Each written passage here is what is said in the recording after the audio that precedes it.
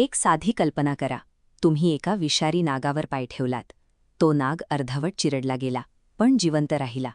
तुम्हाला काय वाटतं? तो निघून जाईल? जखमेच्या वेदनेमुळे तो नाग अधिकच क्रूर होतो. तो तुमच्या दयेची वाट न पाहता दुप्पट आवेगाने आणि आपल्या सर्व विषासह थेट तुमच्यावर उलटवार करतो. मानवी स्वभावही अशाच मरणोन्मुख नागासारखा असतो.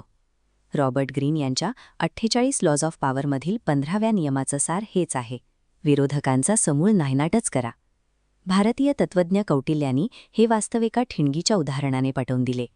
गवताच्या ढिगाऱ्यात विझवायची राहिलेली छोटीशी ठिणगी पुढे आगीचा भडका उलवते आणि सर्व नष्ट करते. समाजात आपल्याला दया आणि क्षमेचं महत्त्व शिकवले जाते, पण संघर्षाच्या आणि सत्तेच्या वास्तवात हीच दया तुमच्या स्वतःच्या विनाशावर शिक्कामोर्तब करते. चीनच्या इतिहासात शियांग यू आणि लिओ पँग या 2 योद्ध्यांमधील संघर्ष याचे उत्तम उदाहरण आहे. शियांग यू प्रचंड ताकदवान होता, तर लिओ पँग मवाळ.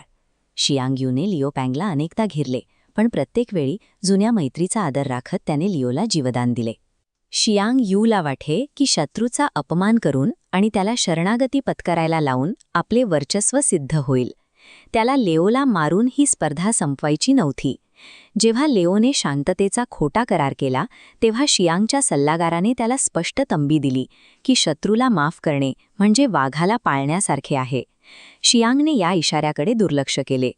याच चुकीच्या दयेमुळे कमकुवत लिओ पँगला एक अशी संधी मिळाली जी सर्वात घातक ठरली: स्वतःची ताकद पुन्हा उभी करण्यासाठी आणि सूड घेण्यासाठी मिळालेला वेळ. लिओने या वेळेचा पुरेपूर वापर केला. त्याने सैन्य जमवले आणि अचानक शियांग यूच्या सैन्याला चहूबाजूंनी वेढले. आता परिस्थिती बदलली होती. लिओने कोणतीही सहानुभूती न दाखवता शियांगच्या सैनिकांना मारून टाकले आणि आपल्या जुन्या मित्राला संपवण्यासाठी मोठी बक्षिसे जाहीर केली. शेवटी चहूबाजूंनी घेरल्या गेलेल्या शियांग यूला स्वतःचा गळा कापून जीव द्यावा लागला. शत्रूला पूर्णपणे संपवून लिओ पँग चीनचा सम्राट झाला. 20व्या शतकात याच नियमाची पुनरावृत्ती चीनमध्येच दिसली. चँग काई शेक यांनी कम्युनिस्टांना संपवताना माओ त्से तुंगच्या सैन्याच्या एका छोट्या तुकडीला जिवंत सोडण्याची घोडचूक केली.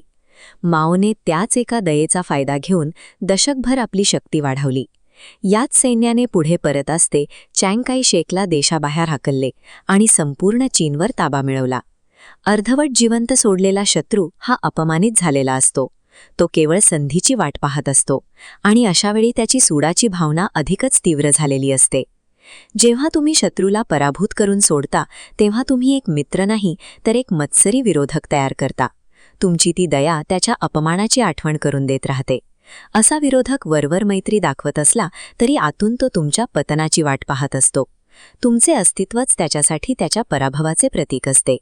आधुनिक कॉर्पोरेट विश्वात नायनाट करणे म्हणजे कोणाला शारीरिक इजा करणे नव्हे, तर याचा अर्थ रणनीती वापरून विरोधकाला व्यावसायिक क्षेत्रातून पूर्णपणे निष्प्रभ करणे असा होतो. आपल्या विरोधकाला निर्णय प्रक्रियेतून बाहेर काढा, त्यांचे अधिकार काढून घ्या आणि त्यांना पुन्हा डोकं वर काढण्याची किंवा वाटाघाटी करण्याची कोणतीही संधी उरू देऊ नका. कौटिल्यांनी सांगितल्याप्रमाणे ती छोटी ठिणगी पूर्णपणे विझवणेच शहाणपणाचे असते. तुमच्या आयुष्यात अशा अर्धवट सोडलेल्या सापाने कधी त्रास दिला आहे का? कमेंट्समध्ये नक्की सांगा आणि पुढच्या नियमासाठी सबस्क्राईब करा.